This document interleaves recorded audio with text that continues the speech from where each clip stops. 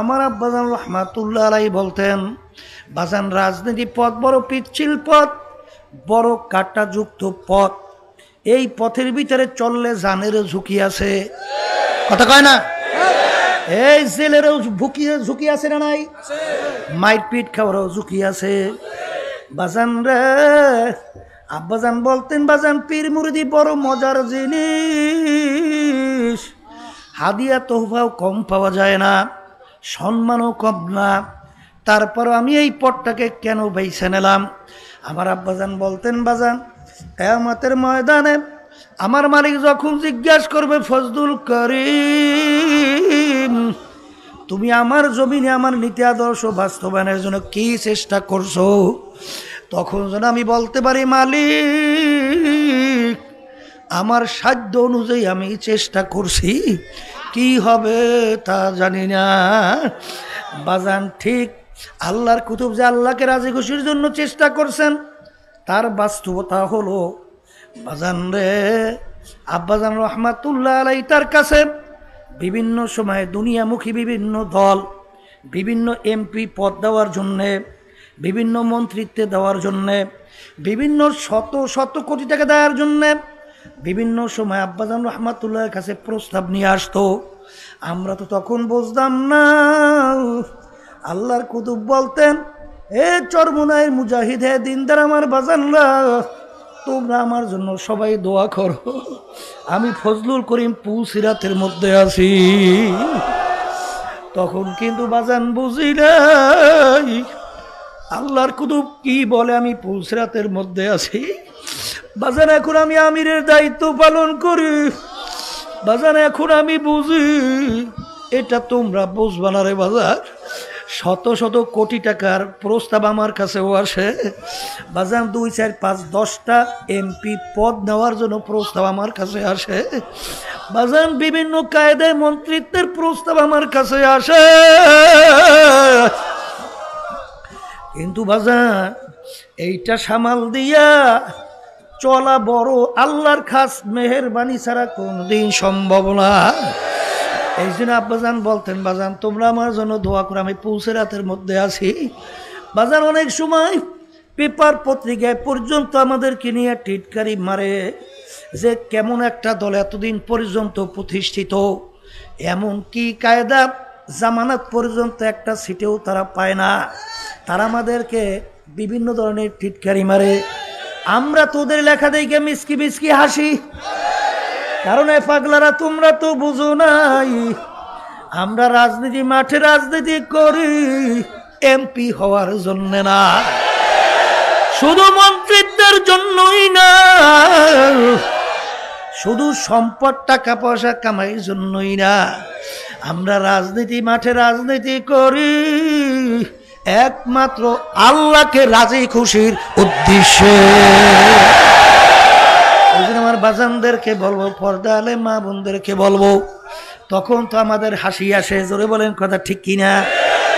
বাজান আমাদের কিন্তু কোন আল্লাহর ফজলে গ্রামে একটা কথা আছে, কুমিরের আবার কিসের সর্দির ভয়। আমাদেরকে যত পরে গালি দাও, যত অপমান পারো করো, কিন্তু বাজান রে আমার মাওলা আমাকে ভালোবাসে কিনা? দুনিয়ার মানুষ আমাকে মোহাব্বত কইরা মাথায় উঠাইয়া নাচবে, কিন্তু আমার মালিক যদি মোহাব্বত না করে এই সম্মানের কোনো কিছু আসে যায় না। জোরে বলার কথা ঠিক কিনা? এই জন্য আমার বাজানদেরকে বলবো, পর্দা আলে মা বোনদেরকে বলবো, বাজান জমি যদি খালি থাকে সেখানে কিন্তু আগাছা জন্মায়। কি জন্মায়? এই জন্য বাজান জমিনের ভিতরে ফসল না লাগাইলে আগাছায় জমিন বইয়া যায়। এত বাংলাদেশে মুসলমান বসবাস করে, উলামায়ে কেরাম বসবাস করে, এত তলেব ইলম বসবাস করে, এত কলেমাগো মুসলমান, সেই দেশের ভিতরে আল্লাহ এবং আল্লাহর রসুলের নীতি আদর্শ একেবারে দুর্বল অবস্থায় চলছে, কথা কয় না? মাঠ খালি পাইছে, মাঠ খালি পাই আগাছা জন্মাইছে, কিন্তু বাজান ভালো করে যাই না রাখো, যা আল হাক্কু ওয়া যাহাকাল বাতিল, ইন্নাল বাতিলা কানা যাহুকা, হক আসবে, অন্ধকার দূর হয়ে যাবে। জোরে বলেন কথা ঠিক কিনা? বাজান এই যে গতকালকে ওলামা সম্মেলনে ওলামায়ে কেরাম বিভিন্ন কথা বলল, বাজান আমার কাছেও প্রশ্ন করছিল সাংবাদিকরা, হুজুর চরমনায় মাহফিলে তো প্রায় কোটির কাছে লোক হইয়া যায়, লক্ষ লক্ষ কোনো সীমা সংখ্যা নাই।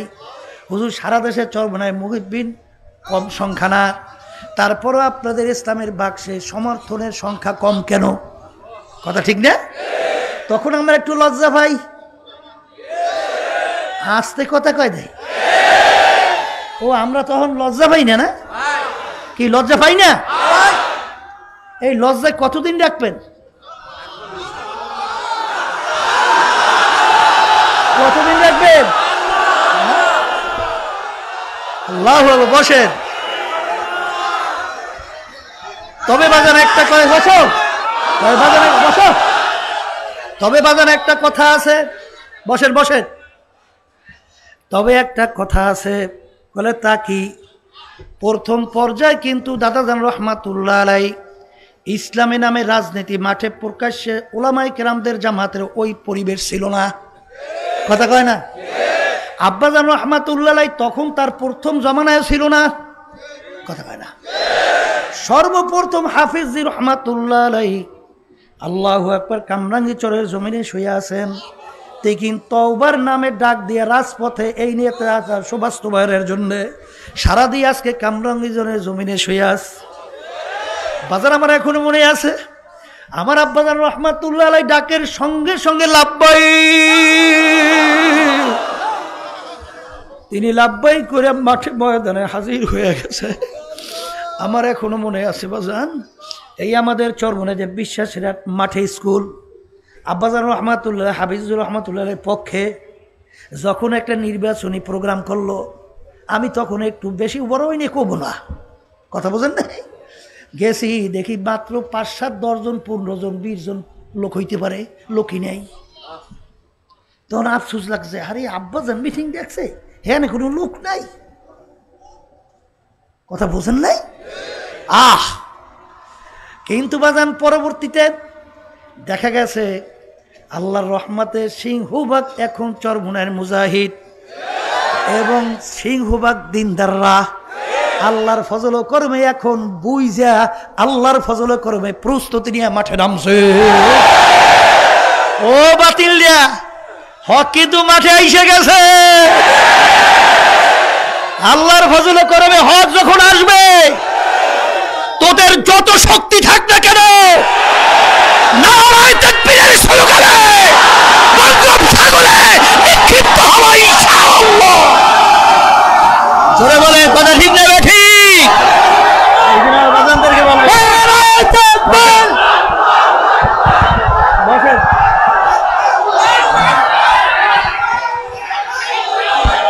বসেন সবাই বসেন।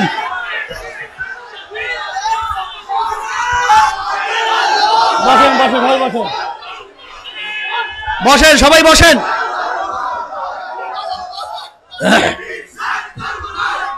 জাআল হক ওয়া যাহাকাল বাতিল ইন্নাল বাতিলা কানা যাহুকা।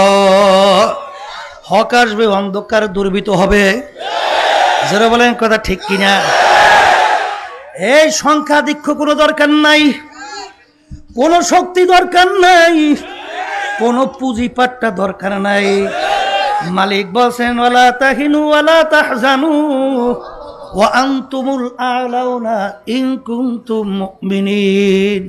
তোমাদের ভয় নাই, তোমাদের চিন্তাও নাই। বলে তোমাদের ভয় নাই, তোমাদের চিন্তাও নাই, তোমরাই বিজয় হবে যদি তোমরা মুমিনের চরিত্র অর্জন করতে পারো। আমাদের দায়িত্ব কর্তব্য কি বলেন? মুমিনের চরিত্র অর্জন করা। জোরে বলেন। মুমিনের চরিত্র যদি অর্জন হয়, অনেকে বিভিন্ন সময় বলে বিভিন্ন কৌশলের কথা। আমি কই মালিক, কখন তুমি কবুল করবা, কি হইবে এত তুমিই জানো। আমাদের দায়িত্ব ইখলাস নিয়ে কাজ করা, কি হয় বা না হয় অত চিন্তা তো আমাদের দরকার নাই। কি দরকার আছে? আমাদের চিন্তা ইখলাস নিয়ে মাঠে থাকা। বরকত দেওয়ার মালিক কে? এই আল্লাহর বান্দারা। বিভিন্ন জায়গায় যায়, তখন বিভিন্ন সময় বলে হুজুর চর্ম নাকি আল্লাহ রাব্বুল আলামিন সিংহবাদ মানুষের ভিতরে একটা আন্তরিকতা মহব্বত তৈরি করে দিচ্ছে।